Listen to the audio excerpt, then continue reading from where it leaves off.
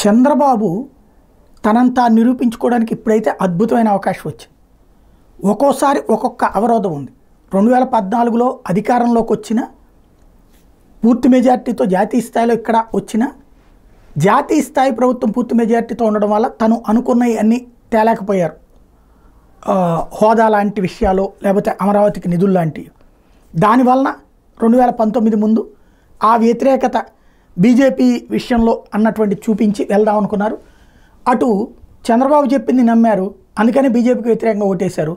కానీ same time చంద్రబాబును కూడా పక్కన పెట్టి జగన్కి వేశారు. ఈ ట్రిప్ వచ్చేటప్పటికి చంద్రబాబుకి పూర్తి స్థాయి అవకాశం ఉంది. అటు జాతీయ స్థాయిలో తన అవసరం ఉంది, ఇక్కడ రాష్ట్ర స్థాయిలో పూర్తి మెజారిటీ ఉంది. జట్టుగానే కాదు, ఇండివిజువల్గా కూడా.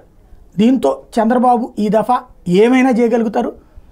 పోలవరం పూర్తవుతుంది, నాకు తెలిసి 2-3 వేళల్లో కంప్లీట్ అయిపోతుంది. 2029 అయితే పోలవరంలో నుంచినే మన మూమెంట్ నడుస్తుంది. అమరావతి అన్నటువంటిది పూర్తవుతుంది. తర్వాత డెవలప్మెంట్ అన్నటువంటిది ఒక్క ట్రిప్లోనే అయిపోదు, అది దశల వారీగా జరగాల్సిందే. విశాఖపట్నం స్పీడ్కి అమరావతి స్పీడ్కి ఉండేటటువంటి ఇప్పుడు కసి పెరిగింది కాబట్టి అమరావతి స్పీడ్ మరింత పెరగచ్చు. కేంద్ర సంస్థలు ఇవన్నీ వచ్చేస్తే ఒక మహానగరం అయిపోతుంది. అది ఆరంభమయ్యాక ఆ పరుగు వేరుగా ఉంటుంది. ఇది ప్రస్తుతం ఉన్నటువంటి పరిస్థితి. బాబు గారికి అయితే అన్ని అవకాశాలు సంపూర్ణంగా చేతిలో ఉన్నాయి.